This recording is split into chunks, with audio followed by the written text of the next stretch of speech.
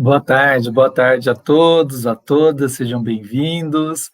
Hoje é o nosso último encontro dessa segunda experiência de curso livre pela Facebook, nossa página Teologia e Capitalismo como Religião.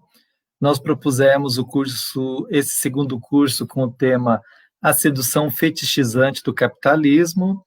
Enfim, o tema principal foi o tema do fetiche, a ideia de como que a mercadoria dentro do sistema capitalista, ela desenvolve um tipo de consciência que é mais complexa do que a alienação e que a gente chama de fetiche. O professor Jung está chegando, vamos adicionar ele aqui.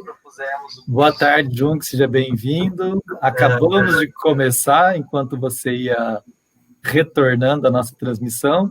Estou aqui dizendo que é o terceiro encontro hoje, né? O terceiro e último dessa primeira série, dessa segunda série, na verdade, com o tema da sedução fetichizante do capitalismo.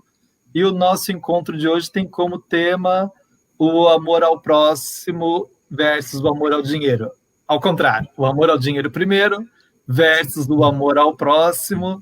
Então, a gente já discutiu sobre o papel do fetiche da mercadoria, sobre a questão do desejo.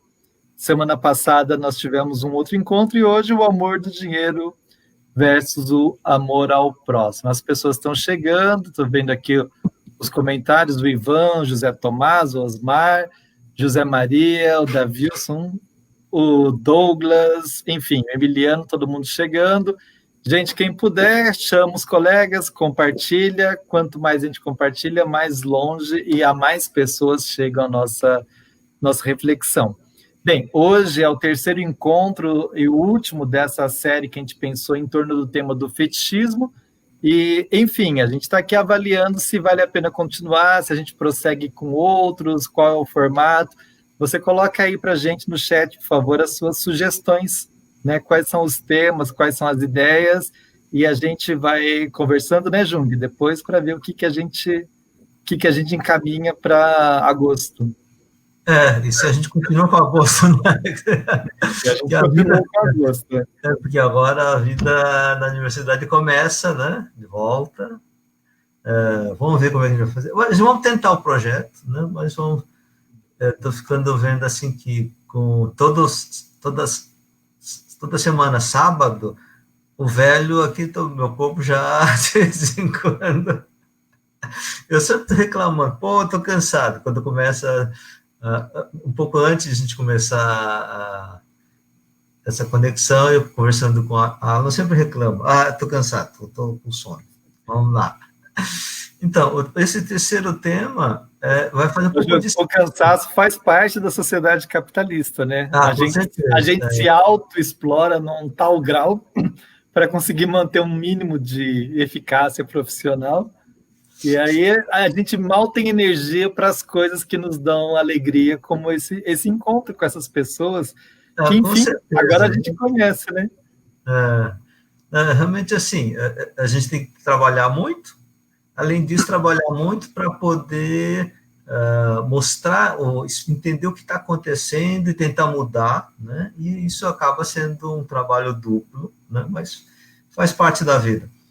Então, o tema de hoje é uma tentativa de fazer uma síntese entre essa questão do desejo e a fetiche da mercadoria, com essa discussão do amor ao dinheiro, que essa expressão, né, ou esse tema, amor ao dinheiro, aparece na carta de São Paulo ao Timóteo, onde diz que a raiz, que o amor ao dinheiro é a raiz de todos os males. Isso é um tema muito interessante, né? Porque na cultura capitalista, particularmente isso aparece na teologia da prosperidade, se a gente pensar em termos bíblicos cristãos, né, que o pessoal diz que o amor ao dinheiro é não raiz do mal, mas é raiz da bênção, é a expressão da bênção de Deus. Enquanto que, exatamente ao contrário, o Paulo dizia que a raiz do mal vem do amor ao dinheiro, né? Amor ao dinheiro é raiz do mal. E essa expressão, essa ideia, já vem de Jesus, quando Jesus diz, você não se pode servir a Deus, amar a Deus, né, e querer servir, amar o dinheiro, ou outra coisa. Nós já vimos no curso primeiro de que Jesus não é contra o dinheiro, é só uma questão de transformar um meio, que é o dinheiro, em o fim. Esse é um critério, um princípio fundamental para entender o conceito de fetiche, né? A inversão entre o meio e o fim, né? Então, esse é o tema de hoje. E aí a gente começaria assim, por que o amor ao dinheiro é um mal? Ou gera tanto mal? Então, essa relação entre amor, que é uma expressão, uma ideia boa, e o mal, que é o contrário. E aí eu acho que ajuda a entender um pouco a noção da tentação, né? Tentação é algo que a gente quer, parece ser coisa boa, mas na verdade é um mal. Né? Essa é a expressão, a tentação do diabo, ou tentação de alguém, é sempre a tentação de uma coisa boa, que dá prazer, né? E dá prestígio, né? Só que tem como resultado um mal. Então, entender essa relação de amor, prazer, prestígio, com o mal. Eu acho que esse é o tema central, né? E para a gente começar isso, a gente precisa diferenciar entre o prazer e a alegria. Né? Normalmente, o que nós queremos, de um jeito animalesco ou de uma forma animal, o instinto animal diz: eu quero evitar a dor e provar e aumentar o prazer. Só que nas relações humanas mais desenvolvidas, mais, entre aspas, espirituais, o critério não é o prazer, mas é a alegria, que são coisas diferentes. Alegria de viver. Né? Como é que a gente sabe a diferença? Algumas características fundamentais do prazer versus alegria, ou diferente, não necessariamente contrário. Né? Quando você tem o prazer de uma boa bebida e uma boa comida, depois de 10 garrafas de cerveja e 1,5 kg de feijoada, você já não quer mais saber de feijoada e de cerveja. Isto é, o prazer te dá um certo limite, de não quero mais, cansa. Alegria não. Quando você está alegre, você não quer dormir. Você quer manter essa alegria. Outra característica importante do prazer. Prazer é uma coisa que você pode buscar com dinheiro. E essa é uma das características das pessoas que querem dinheiro. Porque eu quero ter prazer de uma boa comida, de uma boa bebida, de uma boa viagem, de movimento, de convivência com pessoas bonitas, prestigiosas. Então, eu posso realizar esse prazer, conseguir o prazer com minha vontade. E quando está meio chateado, você vai lá e toma alguma coisa boa. Então, você pode decidir, eu quero e pronto. Só que tem um problema, o momento cansa, depois de certo momento. Alegria, não. Alegria é diferente. Você não é alegre porque você quer. Não basta ser quando está triste, não basta comprar algo para ficar alegre. Você pode comprar uma boa cerveja, mas não se transforma o momento de tristeza num momento de alegria. Então, são duas coisas diferentes. E esta é a questão da tentação, a sedução. A lógica do amor ao dinheiro, ou essa lógica baseada no dinheiro, é essa coisa do prazer e não da alegria. Fala lá. Eu estou me perguntando, enfim, é claro que eu entendo a diferença entre o prazer e a alegria, mas a gente não corre o risco nessa lógica de parecer que o prazer é algo negativo, porque o prazer também pode ter algo positivo. Por isso que eu disse...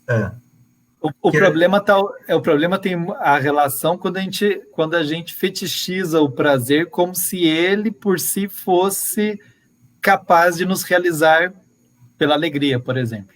Isso. Eu acho que assim, então nós temos a importância da separação, da negar, diminuir a dor e ter mais prazer. Ótimo.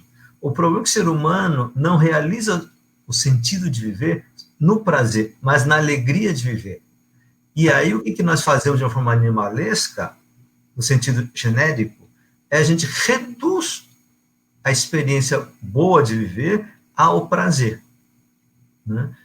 E porque prazer é uma coisa que a gente consegue controlar, né? Enquanto que a alegria, não. Essa coisa do você não adianta ganhar dinheiro para ficar alegre. Então, outro aspecto daí é assim, como é que as pessoas, desde criança, aprendem a realizar o seu prazer, o objetivo, o gosto, o desejo de ter prazer, seja prazer ou seja esse prestígio de ter prazer de ter prestígio. E quando você é visto como alguém de prestígio, que você, que legal, você é uma pessoa importante e tal, isso dá um prazer. Então, não é sentido de comer, ou beber, ou tocar alguém, mas essa relação, né? E aí, o que a gente aprende desde a infância? E aí uma questão pedagógica da aprendizagem, do sentido da vida pelo prazer. Quando as crianças querem comprar um brinquedo, ou comprar algo que gosta, gostosa, uma coisa gostosa, normalmente a mãe ou o pai, quando está no supermercado, coisa do tipo, diz, não tem dinheiro. Eu quero comprar esse brinquedo, não tem dinheiro. É uma resposta fácil. O que a criança aprende? Que esse prazer é uma coisa boa, prazer de comprar isto, ele tem direito a, mas não tem dinheiro. Então, ele fica com a frustração de não realizar o que é coisa boa por falta de dinheiro. Ora, com isso vai chegando à conclusão de que qual é a chave para realizar o desejo do prazer e do prestígio? Ter dinheiro. Então, esse é o processo pedagógico que começa desde criança. Isso, particularmente, no mundo capitalista, né? Ou, particularmente, no lugar onde o mercado e o dinheiro tem um papel importante, né? Porque isso é assim, interessante a gente perceber a diferença, por exemplo, por que Jesus fala desse tema do dinheiro, por que o Paulo, que está no Império Romano, discute isso, e na tradição cristã medieval não se fala disso. Então, o pessoal que estuda a espiritualidade, lê texto de espiritualidade da tradição cristã, quase não fala do dinheiro. Por quê? Porque na Idade Média, e até antes do capitalismo moderno, não tinha um lugar importante, não era importante na sociedade. Você tem uma diminuição da importância da moeda, do dinheiro e o mercado, e aí, nesse mundo de cultura medieval, a honra, o valor pessoal, ética, o valor religioso, isso é o mais importante. Então, para você ter prestígio, você precisa ser uma pessoa importante naquele grupo religioso. Com o capitalismo, volta de novo a valorizar a importância da moeda nas relações sociais, e com isso a gente consegue ver a importância dessa ideia de que o amor ao dinheiro é a raiz de todos os males. Só que quando o capitalismo muda a cultura, e do mundo cristão medieval passa para o mundo cristão capitalista, diz o quê? Que não pode dizer que amor ao dinheiro é a raiz de todos os males. Então, para de falar isso e muda, dizendo que o amor ao dinheiro é que leva as pessoas à virtude de trabalhar e de querer ter mais disciplina para questões de emprego, produção econômica, etc. Então, agora passa a dizer que o amor ao dinheiro é a origem das virtudes e a bênção de Deus.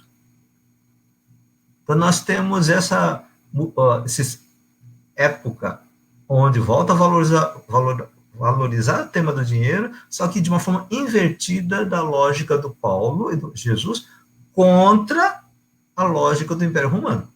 Então, no Império Romano, o dinheiro também era mais importante. Daí que a gente vai, hoje, a gente tem que discutir, nós queremos um cristianismo à moda de Jesus e de Paulo, ou à moda do Império Romano / Império Capitalista de hoje. Falei ela.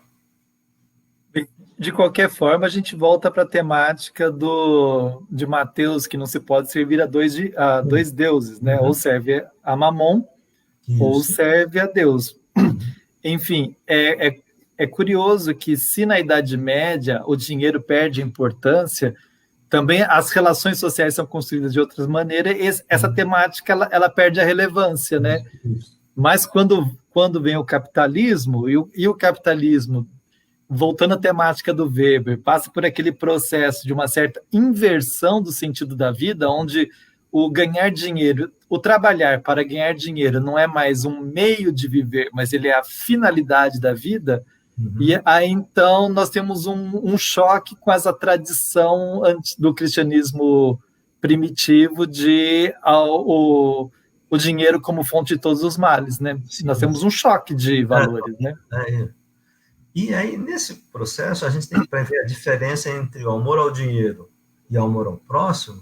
Uma coisa importante, assim, para que ou por que eu quero tanto dinheiro? Porque eu quero ter muito dinheiro para poder realizar o meu desejo de ter qualquer coisa que eu quiser. No fundo é isso, né? Porque ninguém quer todas as coisas ao mesmo tempo, mas quer ter a possibilidade de realizar qualquer coisa que quiser, comprar aquilo.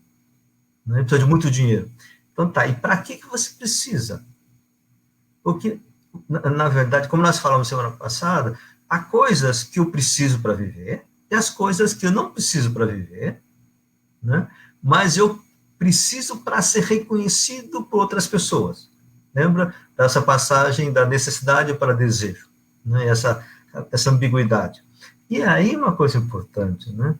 Que aparece desde a origem da Bíblia, e aparece nos 10 Mandamentos, e que ajuda a gente a entender ainda hoje a razão da propriedade, posse, eu quero ter algo, não porque eu quero alguma coisa, mas porque outra pessoa tem.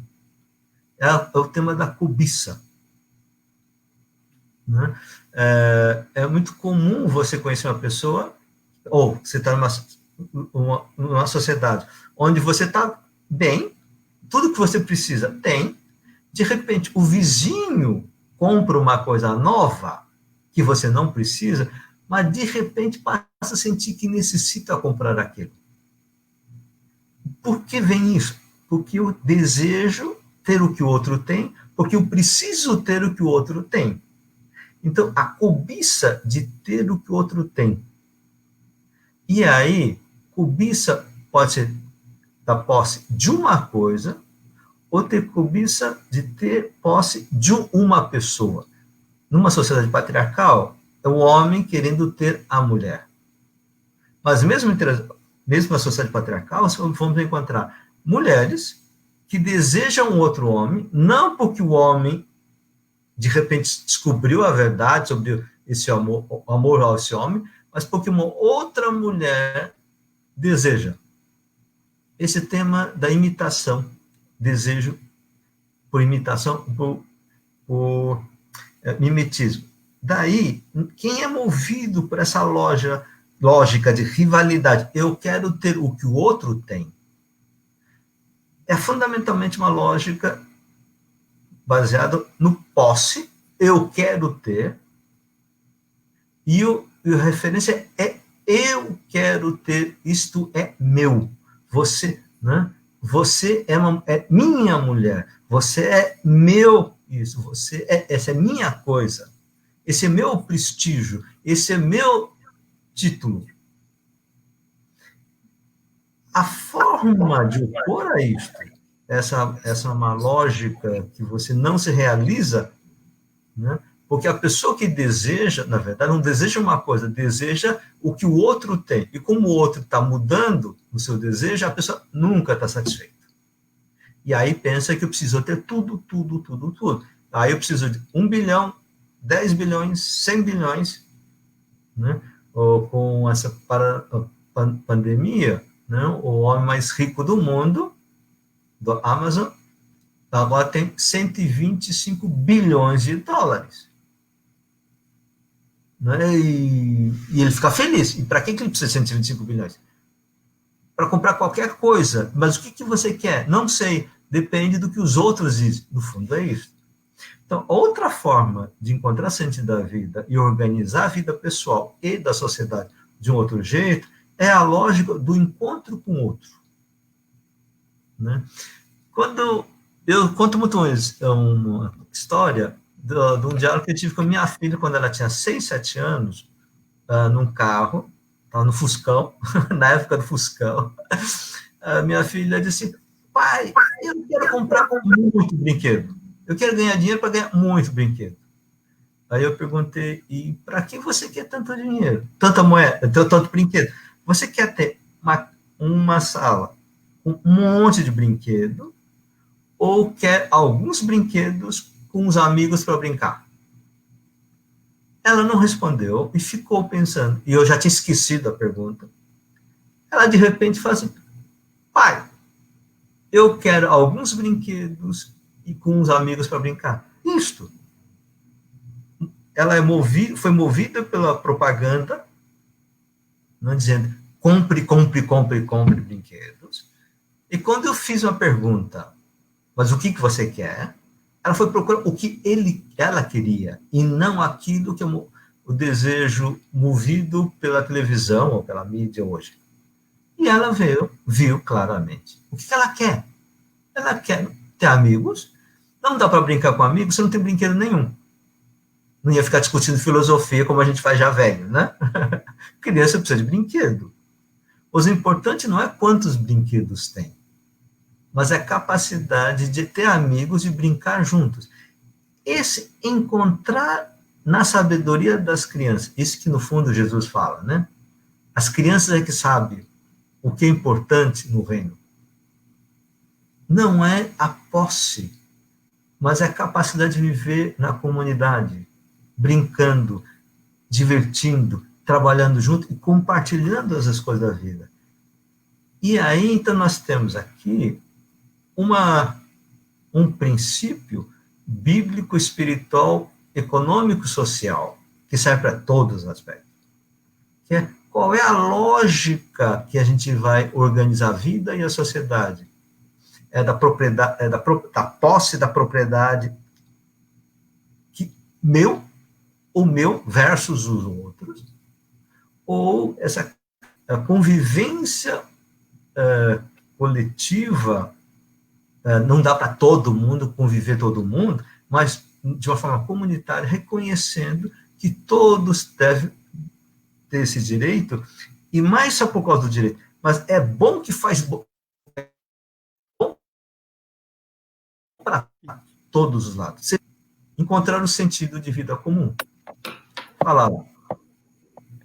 Nós tivemos uma pequena travadinha na transmissão, mas deu para entender a lógica do argumento. Bem, eu estava pensando aqui, né, que você sempre usa os filhos como exemplo, né, a Tabata, o Gustavo, como eles queriam as coisas, e, enfim, você estava esperando que eles dessem resposta. Não, você nos conta como eles dão respostas que a gente nem sabe se todas as crianças responderiam da mesma maneira. Afinal de contas, as crianças estão num processo formativo. O curioso que nos chama a atenção é o quanto que a lógica do consumo, a lógica do amor ao dinheiro e da aposta da realização pessoal pela mercadoria, ela tem uma dimensão do não amadurecimento, né? De uma certa perspectiva onde a pessoa aposta a felicidade em coisas que não são capazes de oferecer a felicidade, né? Bem, outra coisa que eu queria te comentar é, quando você fala, de um lado nós temos a posse, né? Posses, do outro essa experiência da presença de Deus, é curioso como na nossa sociedade a posse ela tem a ver com a rivalidade, a competição. Se a gente olhar vários dos encontros que nós fizemos juntos, o tema da rivalidade, da competição, ele está presente como estruturante da sociedade, como ela funciona hoje, e como que o conjunto de valores que são tidos como positivos, eles poderiam bem ser a lista dos defeitos das pessoas, né? Como a competição pela inveja, pela cobiça, o acúmulo pelo acúmulo, a avareza, etc. Ou seja, cobiça, inveja, acúmulo, avareza, tudo isso que é tido como importante, como, enfim, ela ajuda a movimentar a economia, elas compõem a lista do que a gente poderia dizer como contravalores, né? Ou nós vamos falar de dois sistemas de valores diferentes. Né? Quer dizer, o sistema capitalista elabora sua lista de valores que são importantes e necessários para esse sistema. Outro sistema é de valores de uma solidariedade, de uma economia mais solidária. Aí alguém poderia dizer, mas então cada um escolhe o que quer? Não, porque aí nós temos algumas questões objetivas. Isso tem a ver com a questão ecológica. Não é possível aumentar o consumo de uma forma como se não existisse limites da natureza. Então, a descoberta na década de 1970, cientificamente descoberta, de que com o sistema capitalista que a gente tinha em 1970, se a gente não mudasse o ritmo da produção, do consumo e da acumulação, nós íamos ter um problema ecológico sério, problema ambiental, e que isso passou já faz 50 anos e cada vez piora. Então não é, eu escolho o que eu quero. Não. Assim como o pessoal na época de pandemia do coronavírus, eu não quero tomar vacina porque não gosta. Não é questão de você quer ou não quer. Isso é um problema da necessidade, aquilo que nós estamos falando semana passada. A coisa, se você quer manter vivo, você precisa de algumas coisas. Se você quer viver numa sociedade que seja sustentável para a sociedade, socialmente falando, e ecologicamente, nós precisamos mudar certas coisas. E aí, a partir desta percepção de que existem necessidades necessárias, até parece que repete isso, é para dizer, então, devemos pensar de uma forma objetiva quais são as coisas que a gente precisa mudar. E outra coisa interessante, por que eu gostava de falar das crianças?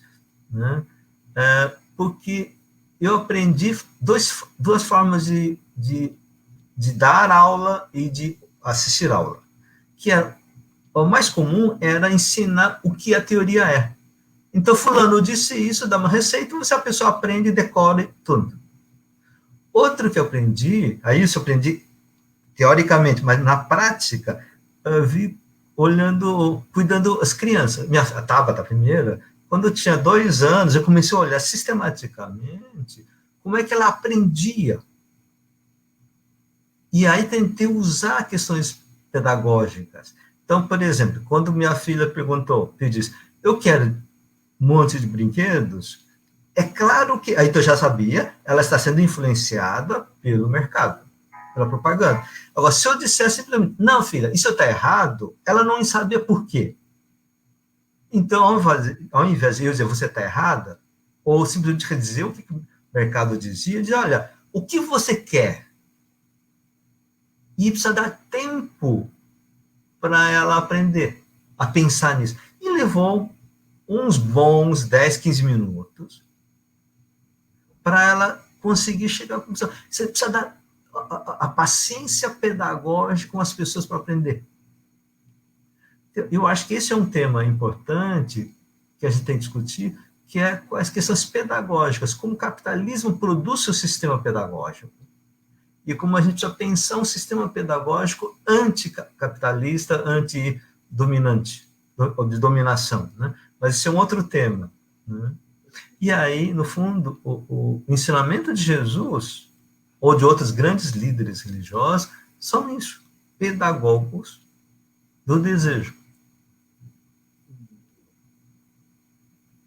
Esse tema da educação, da pedagogia é um tema que a gente tem discutido bastante, né? Não nas nossas lives, mas nas nossas conversas, a gente tem discutido, né, o processo de preparação dos seres humanos E você hoje enfatizou essa ideia da educação ao amor ao dinheiro, né? De como a gente vai se preparando, de certa maneira, não só as crianças, mas todos os seres humanos a pensarem dentro da lógica estruturada a partir do valor do dinheiro. Jung, você é sempre um cara muito realista e a gente costuma dizer assim, olha, bem, o dinheiro em si ele não é o problema. De certa maneira, quando a gente olha, é evidente que para parte significativa da população, a quem faltam as coisas básicas, quando tem o dinheiro, ela percebe que a vida melhora. Então, quanto mais acesso ao dinheiro, mais a vida melhora. É só a gente ver agora o grau de absurdo do nosso país, o Brasil, um país tão rico, aonde durante um período em que a população recebe um auxílio emergencial de R$ 600, aumenta a renda mensal da maior parte das famílias do Brasil. Então, ou seja, ter dinheiro significa, de fato, uma melhora da condição de vida. A grande questão, onde tem uma sacada ilusória, onde a gente se perde nessa história, é que existe uma parcela da população que, quanto mais dinheiro vem, já não modifica exatamente a qualidade de vida daquela pessoa. Então, nós temos na cidade de São Paulo, hoje, quase 25 mil pessoas que ganham R$ 1 milhão por mês.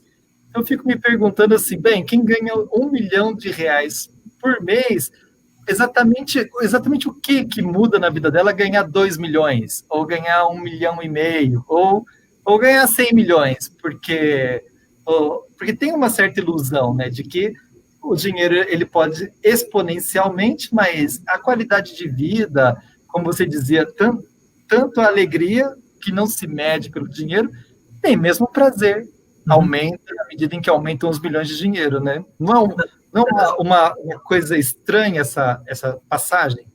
Primeira coisa, assim, eu acho que o mundo moderno, com a visão da razão científica do cálculo, né, aí introduzimos uma outra discussão, né, que é a racionalidade moderna, que tudo se reduz ao cálculo. Eu acho que cálculo é importante. O pessoal que acha que não precisa aprender matemática, cálculo econômico, isso é bobagem. Tá? Isso assim, ponto. Mas, assim, a questão é qual é o papel do cálculo na vida. Né? Então,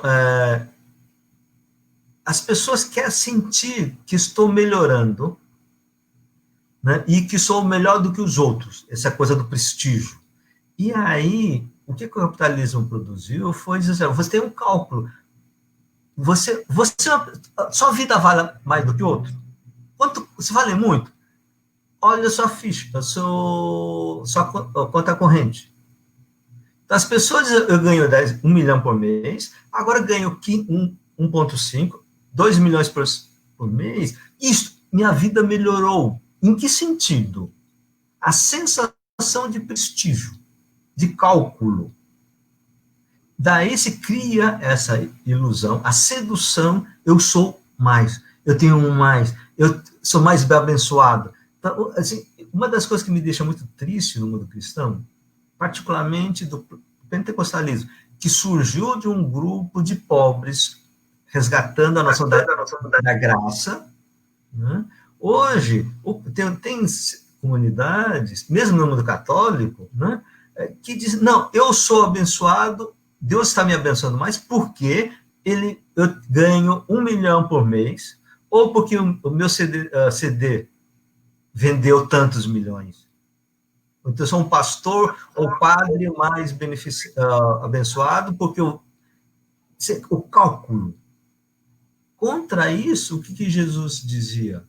Não, Deus ama e respeita os outros gratuitamente. O que significa a graça de Deus? Não é possível de calcular. A dignidade humana não pode ser calculada. Essa é uma questão importante. Então, nós precisamos aprender a saber a importância do cálculo, ao mesmo tempo que sabe que em termos de dignidade humana, não é possível ser calculado.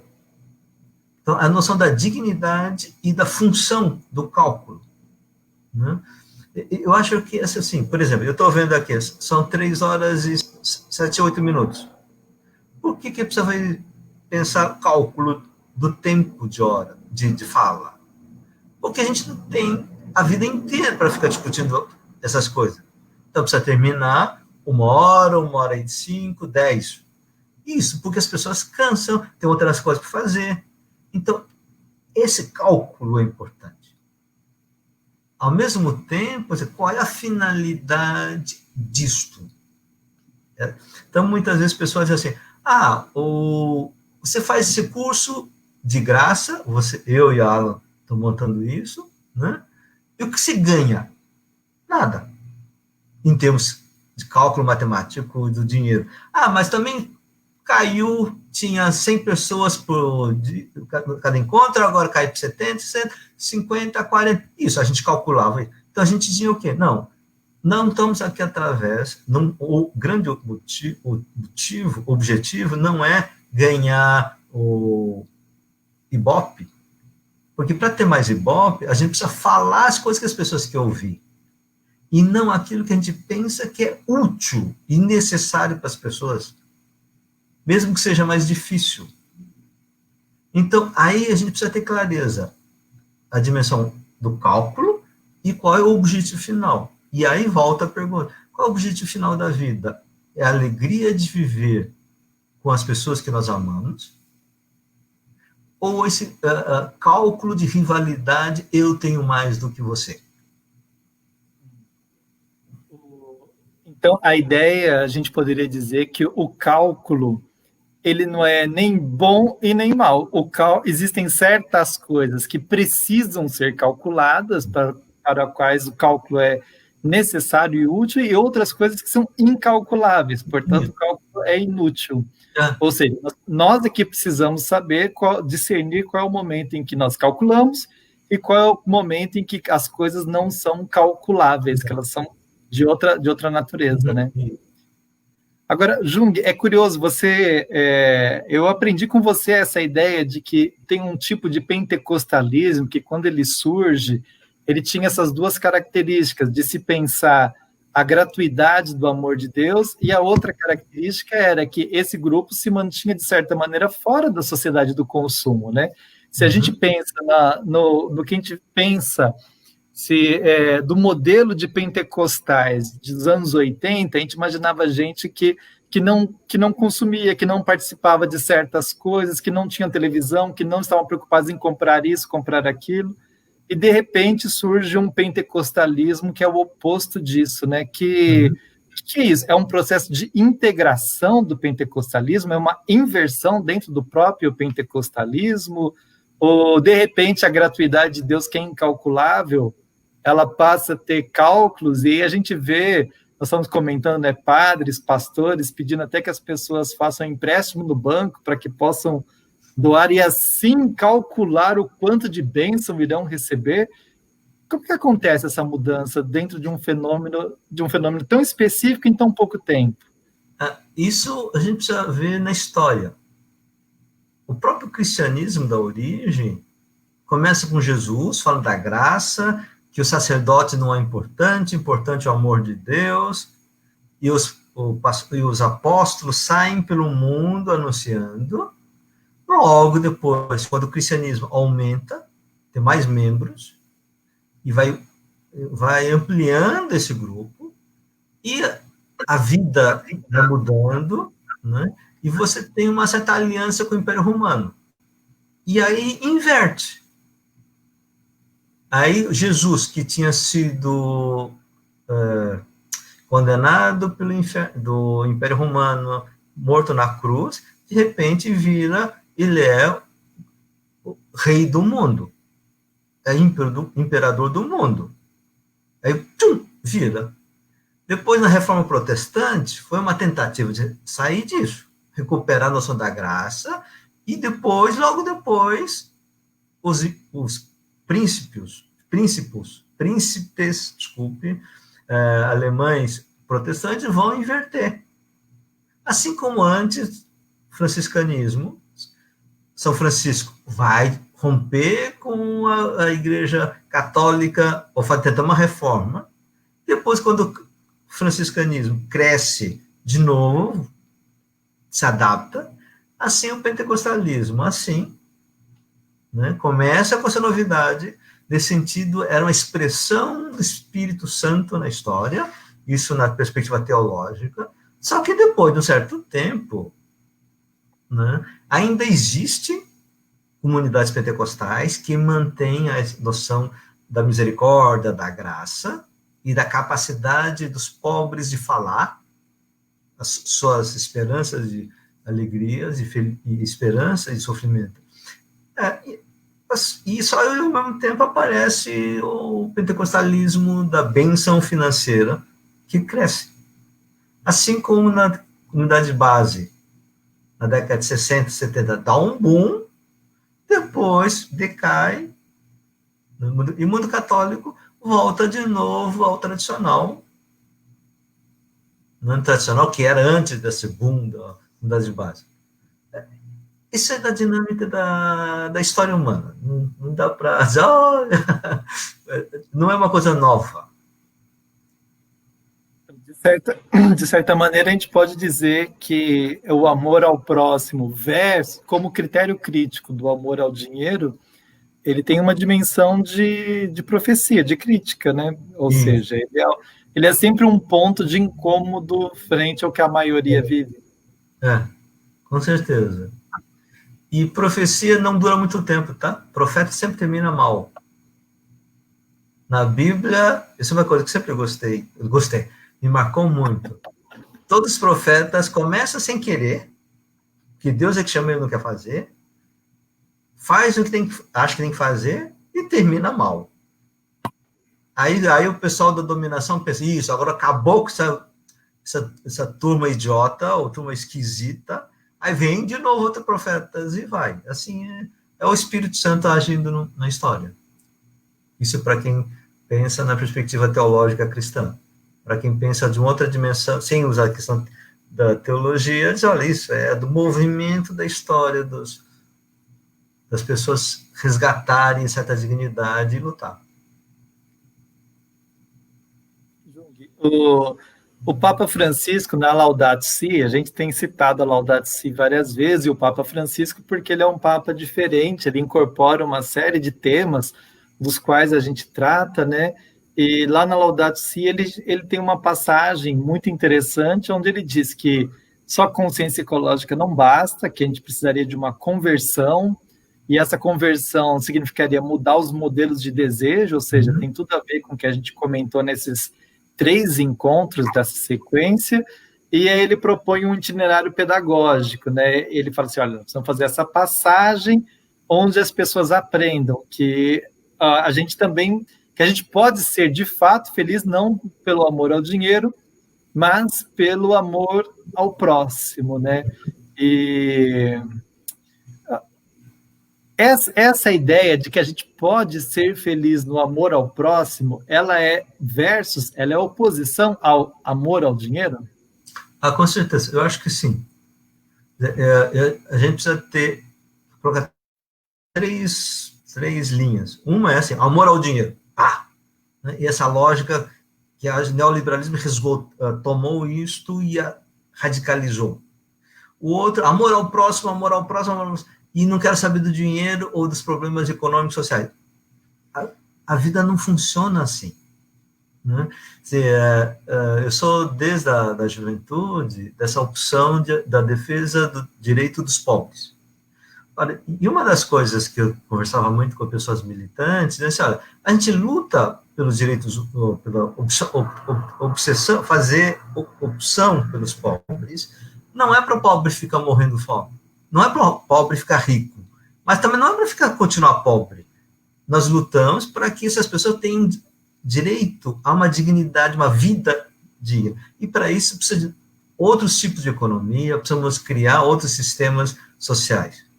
Agora, o fato do pobre ganhar o suficiente para a vida mais digna não significa que essa pessoa vai ser alegre ao mesmo tempo. Aí a gente precisa ter aspecto pedagógico.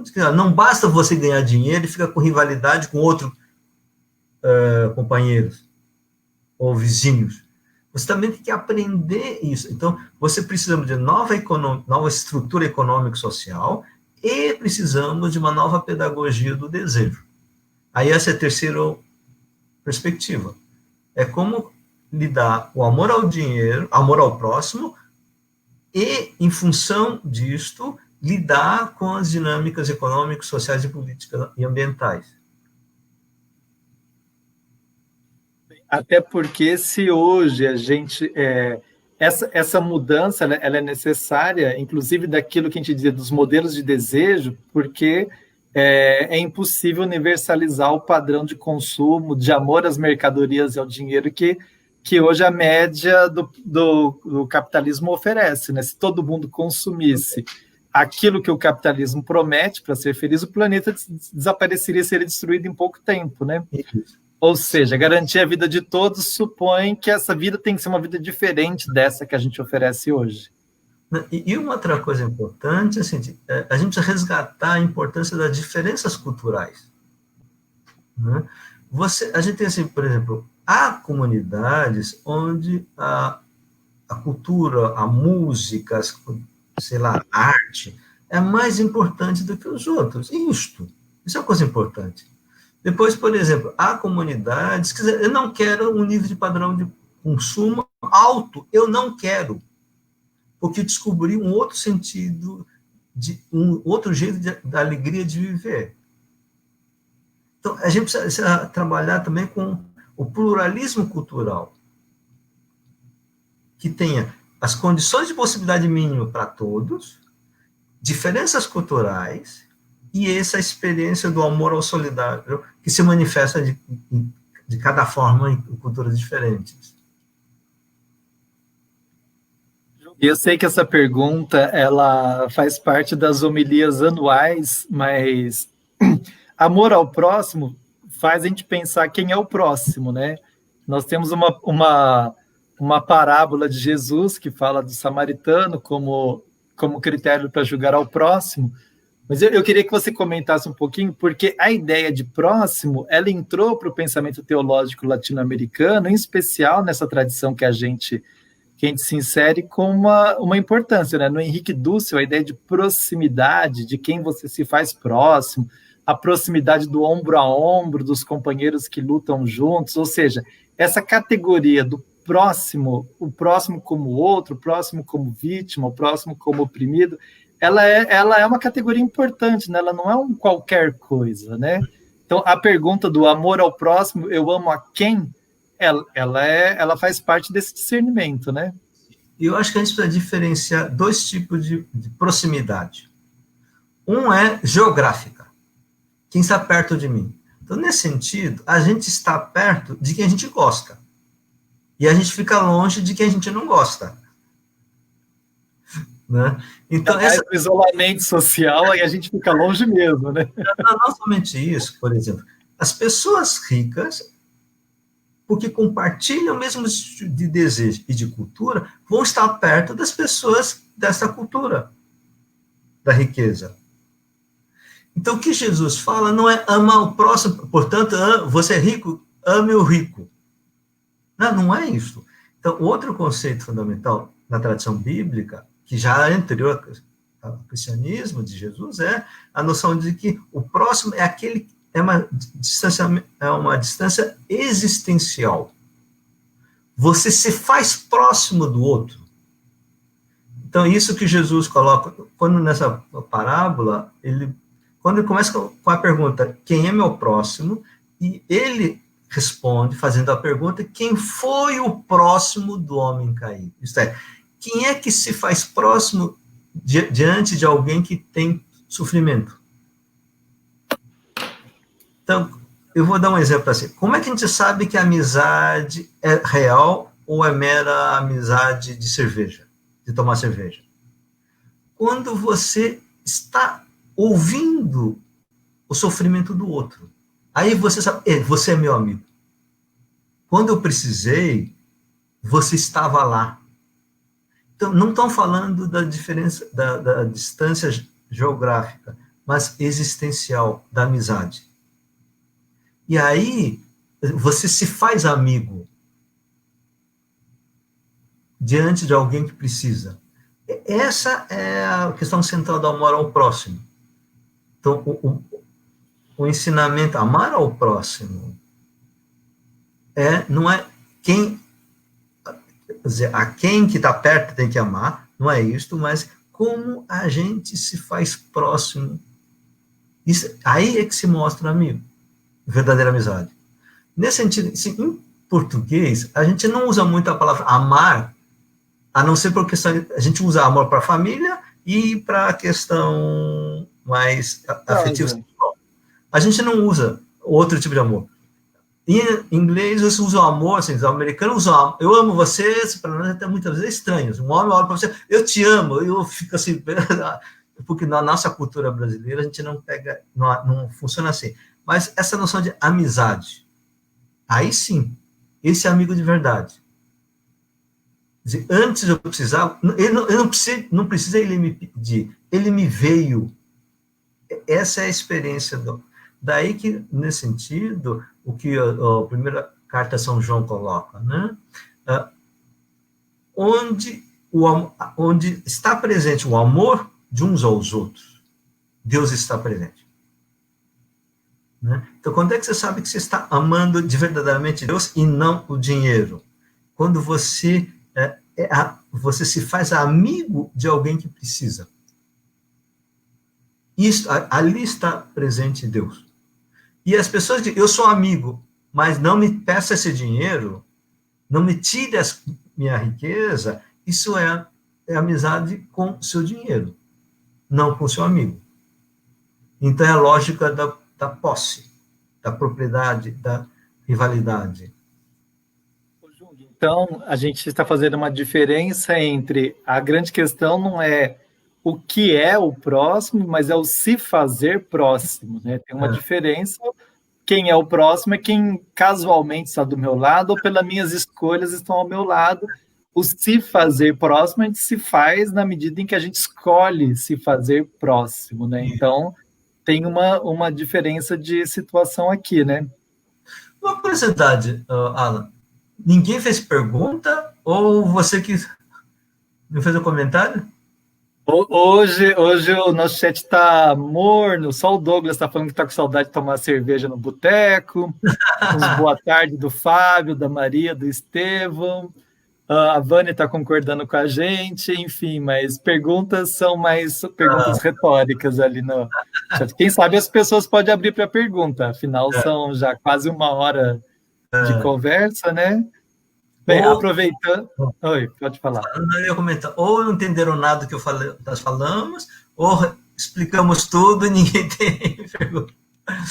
Ou talvez o tema de hoje ele é mais próximo do do que a gente pode pensar do cotidiano teológico do pensamento. Mas a gente poderia, minha última pergunta do tipo seria, o amor ao próximo, ele tem a ver com o tema da sedução fetichizante do capitalismo, porque no capitalismo a gente fetichiza o amor, né? O amor ele é mediado pelas mercadorias. Sim. E aí já não é mais amor ao próximo, mas é amor ou ao dinheiro, ou amor à mercadoria, ou um negócio que você sempre dizia, acho que você falou uma vez na aula para gente, que então, se você dá um presentinho pequeno, o amor é pequeno, dá um presente de valor médio, o amor é médio, se dá um presente caro, fala, nossa, esse aí te ama mesmo, hein? Porque aí já não é mais o amor, é o fetiche, né? No fundo é assim, expressão do... Eu te paguei o seu amor, eu dei isso, como você não me ama desse jeito? Ou como você me trai se eu te dei tanto? Então, eu assumi a posse do seu amor, do seu ser. E isto é um problema. Então, e uma das coisas interessantes, né? Quer dizer, essa coisa de você fazer o contrato do casamento para quando divorciar. Tá, eu acho que economicamente faz sentido alguma coisa, mas é uma coisa estranha, no mínimo estranho, né? Que como você constrói uma relação de amor, já quando o princípio é cálculo e o contrato, que essa é a essência do pensamento neoliberal. todos os aspectos da vida, até as apostas fundamentais, como o casamento, o amor, tem que estar mediado pelo cálculo e o contrato financeiro. É um mundo muito ruim de viver. As lógicas da gratuidade vão desaparecendo, né? Bem, gente, sim, está acabando o nosso tempo, então nós estamos esperando aqui alguns comentários. Eu queria apresentar para vocês, não sei se vocês já conhecem, o livro do professor Jung com a Ivone Gebara, ou seja, 2 grandes nomes da nossa teologia e da filosofia, Direitos Humanos e Amor ao Próximo, textos teológicos em diálogo com a vida real. É uma sugestão de bibliografia para quem quiser aprofundar o tema do amor ao próximo. O tema do amor ao dinheiro, a gente já sugeriu aqui várias obras, né? Tanto do Jung, como do Guasman, do Franz Finkelhammer, o próprio Henrique Dussel. Eu vou repetindo esses nomes para que vocês vão se familiarizando e entendendo que são autores que dialogam dentro de um certo contexto com uma perspectiva teológica, né? Gostaria ainda de registrar que tem alguns colegas que estão acompanhando, né? O padre Renê, o Lauri, que é um professor também do nosso grupo de pesquisa, que a gente pode em algum momento convidá-lo para vir tratar aqui com a gente desses temas, mas eu tinha falado com o Jung de mandar um abraço especial para a Angélica. Angélica é nossa querida amiga lá de Guarulhos, uma militante cristã profundamente engajada no amor ao próximo, no serviço aos irmãos, e que está numa luta, numa batalha pela vida, pela sua saúde, etc. A Angélica escreveu para a gente que ela não interage muito, mas está acompanhando a gente. Angélica, você não sabe quanto a gente fica feliz de saber que você está aí acompanhando, você que ensinou tanto pelo seu testemunho e agora está aqui escutando a gente, refletindo, ou seja, só queria dizer que, apesar de longe, a sua luta pela vida também é nossa, a gente fica muito feliz de estar com você aqui, né? Enfim, o Davi está falando ali de posse de causas que passou 1 hora, nem percebeu, e Jung, hoje é só as pessoas estão elogiando, ó. Odete falando que está muito bem explicado, tem uma risada, talvez não esteja tão bem assim, né? A Vânia, os temas estão compreensíveis, está gostando.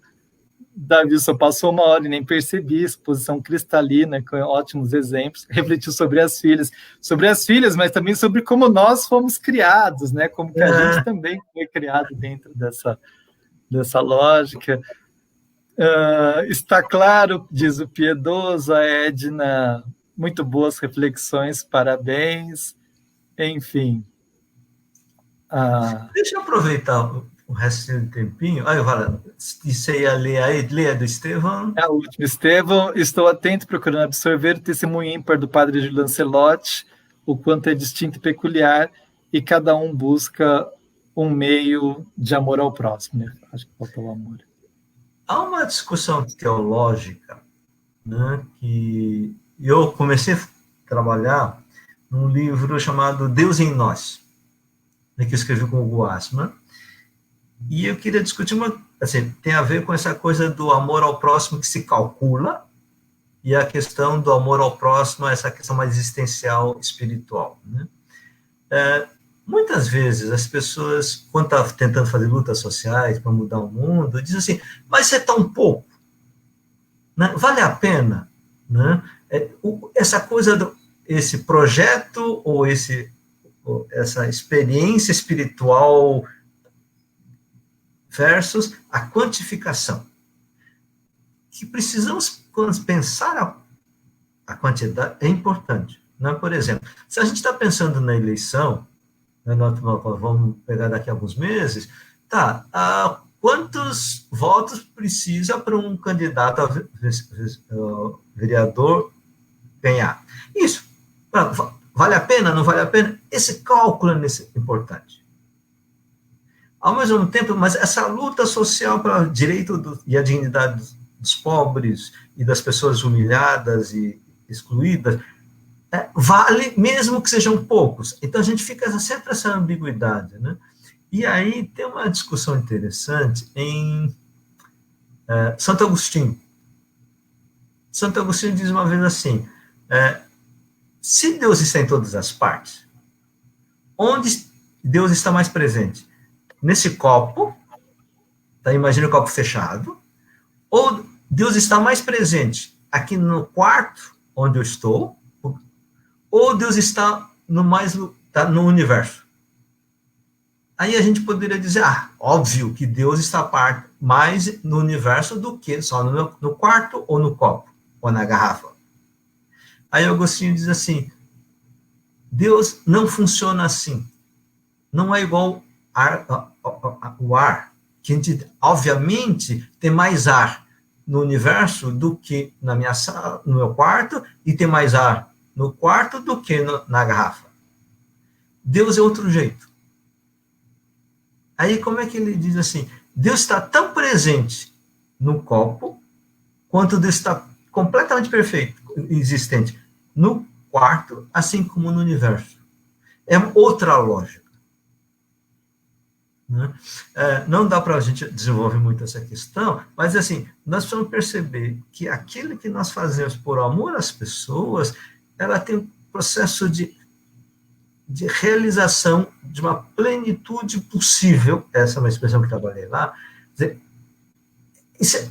a plenitude está onde? Não, a plenitude só quando chegar no reino, ou quando chegar, não, aquilo que a gente podia fazer, o modo como nós poderíamos amar e dar a vida na nossa vida, tem a plenitude dentro do que a gente podia fazer.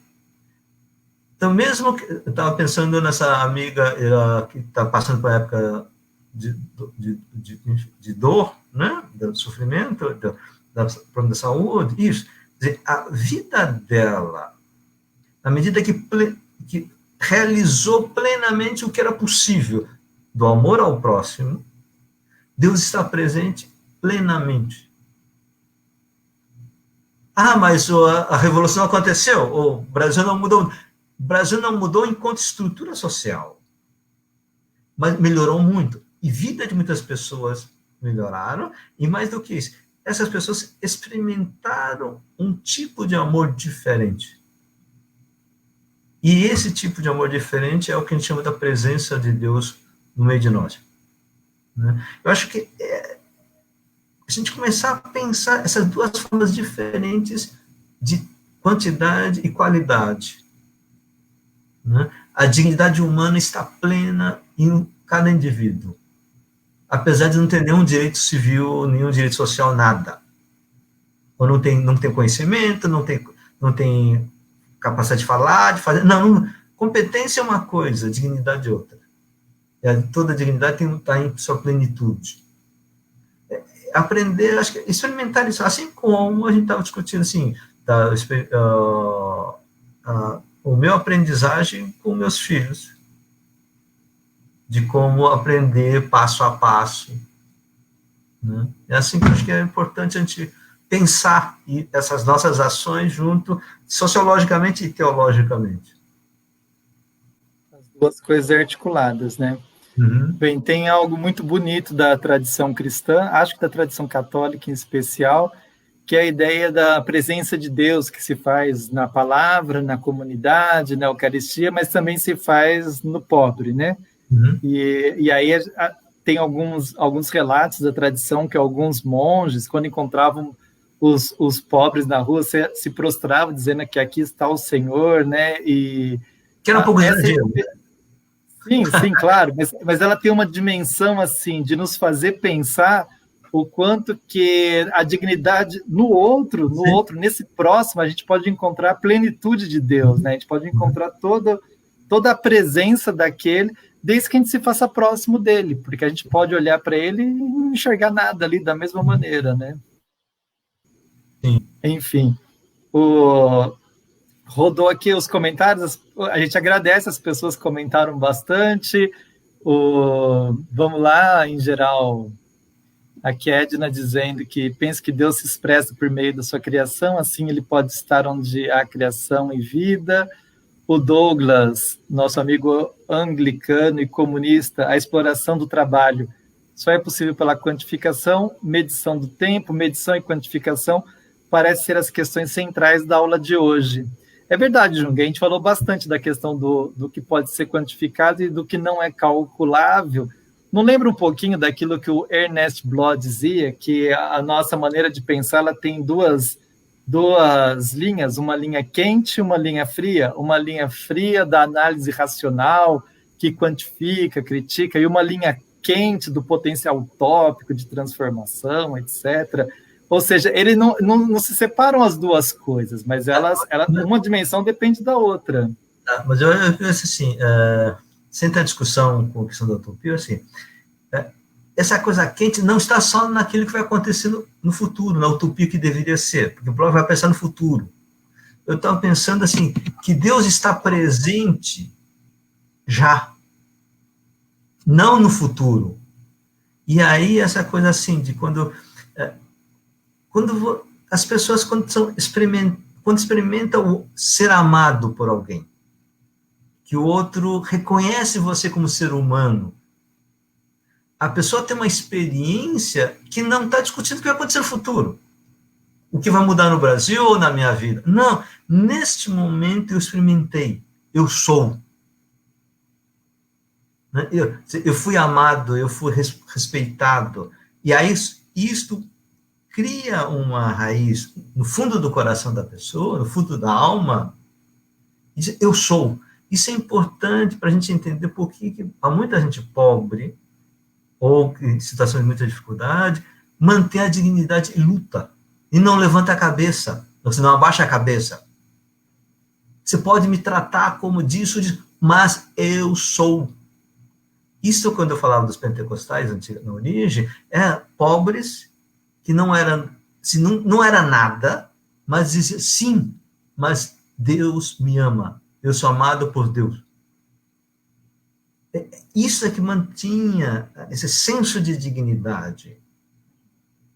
Aí o pessoal diz, mas não entendo, é um bando de pobres com esse orgulho. Não é orgulho, é senso de dignidade. Então você tem uma dimensão do futuro, ótimo, mas não deixar de valorizar essa importância, eu sou, porque Deus me amou, ou porque eu sou ser humano, eu tenho dignidade humana.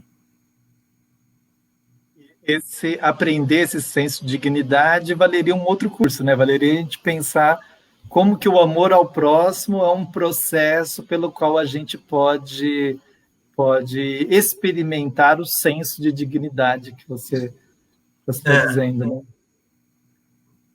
Bem, aqui nós temos o Alexandre falando que está aguardando o próximo curso. Alexandre, a gente ainda não tem, nós estamos pensando. O Padre Reneu, teremos mais um curso em torno dessa temática.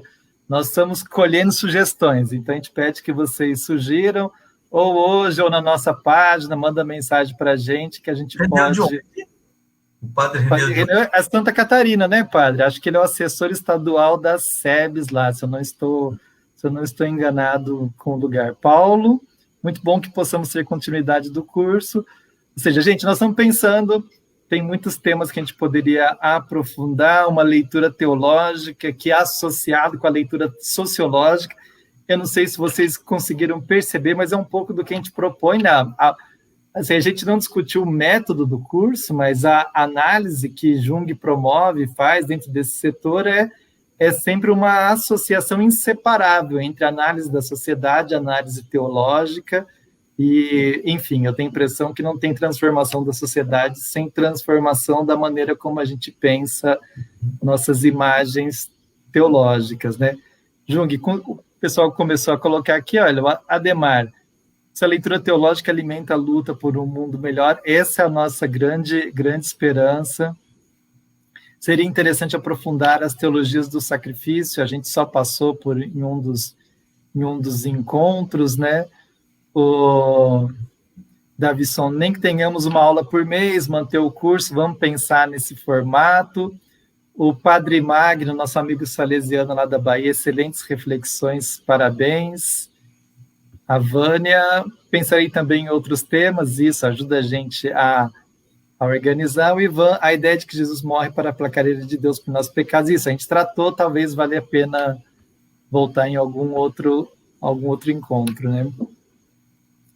Jung, 1h10 já. É isso Como aí. Como é que a gente encerra o nosso curso hoje?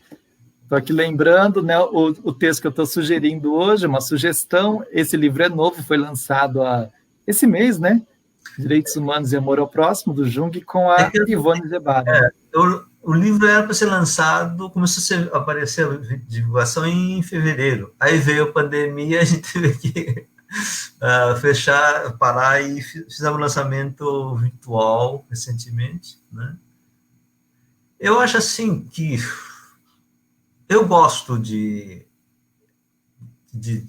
discutir, eu gosto de discutir com o Alan, né, porque assim, uma das coisas assim, eu estava sentindo assim, agora a gente já está, é como se fosse Pelé e Coutinho, que tinha... Foi promovido, hein? Foi? Assim, que era assim, eu estou pensando, eu já estou sentindo que o Alan quer falar, eu já estou lhe falar, eu já vejo os olhos, então a gente está indo.